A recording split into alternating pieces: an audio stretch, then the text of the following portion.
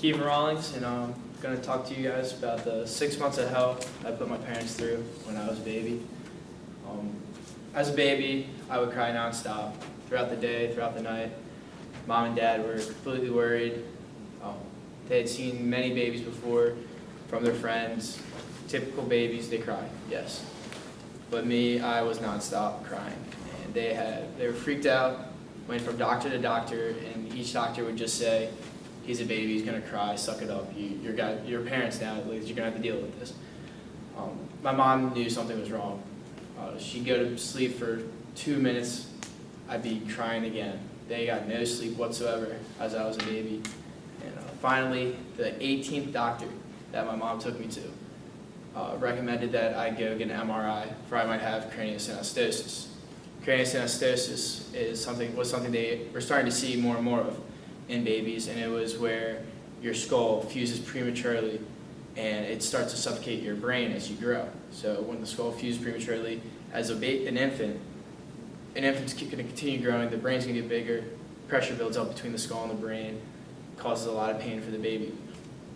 So go in for the MRI, and it comes out positive. I was born with the birth defect craniosynostosis. Millions of questions are running through my mom's mind now. She starts freaking out. We go to see Dr. Ben Carson of Johns Hopkins Pediatrics in Towson, Maryland. And luckily, best pediatric center in the entire world is just 30 minutes from my house. And Dr. Ben Carson, probably the best pediatric doctor of our generation, in history. It's 30 minutes away. We go see him. He tells my parents that to fix my birth defect, I would have to undergo surgery. And this kind of freaked my parents out. They knew that anesthesia for an infant of just 6 months could be very life-threatening and could end miserably. And so they go to second opinions, they go see doctors in Philadelphia who, instead of doing surgery, they would put a helmet on my head where they would actually put pressure from the helmet on the sides and to relieve the pressure that was building up on the top of my skull. It doesn't really make sense or why they were doing it, and now that method of technique to fix craniosynostosis has been outlawed. But it was a very prominent procedure when I was 18 years ago when I was a baby. So my parents looked to my grandfather, World War II veteran, very intelligent man. They looked to him for help of what they should do, what doctors they should trust.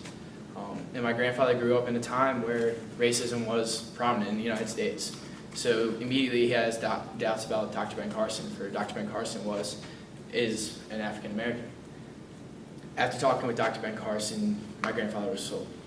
Dr. Ben Carson is the most generous, kind person in the world, just compassionate person you will probably ever meet. And so then my parents started asking questions, all right, what's going to happen? My mom's asking, is he going to be deaf? Is he going to be mute? Will he be able to talk? Will he be able to do typical things? Is he going to have his motor skills taken away? All this stuff she had researched before. She knew there was endless possibilities that I would just grow up with some disabilities. My father's first question, Dr. Ben Carson, on the other hand, is, will my son be able to play football? That's just who my dad is, and looking back, it seems like a stupid question, but luckily I'm glad my dad did ask that question, because 12 years in a row, my dad's been my football coach, and without football, our relationship wouldn't be the same. So it seems like a dumb, stupid question, will my son be able to play football? When my mom's asking, is he going to live? My dad's worried about, am I going to be able to play football? Dr. Ben Carson tells them, like, yes, there's some possibilities things could go wrong, but I've done multiple of these recently, and everything's been fine. Then parents, my mom's still going into this state of depression. She's thinking, it's God's just telling me I'm not supposed to have kids. She had already had a miscarriage, and they just had trouble having kids, and all they did was want kids. And now with me going under surgery, she's just thinking the worst, and she's very depressed. She just thinks it's a sign from God. It's not supposed to happen. Luckily today, sitting here talking to you all, completely fine. I was able to play football for my dad for 12 years. I'm at a very prestigious university here at Bucknell, and it's just been a blessing ever since. And those 6 months of hell for my mom and dad, it was tough on them, but it really made us stronger as a family. And it's something I know they'll never forget, and I know I will never forget the stories they told me. And so it's just been a blessing, my God, that I'm able to be here, was able to play contact sports growing up. I can talk, I can hear, I can drive a car. I'm perfectly fine. And that's all because of Dr. Ben Carson and his team at Johns Hopkins. Thank you.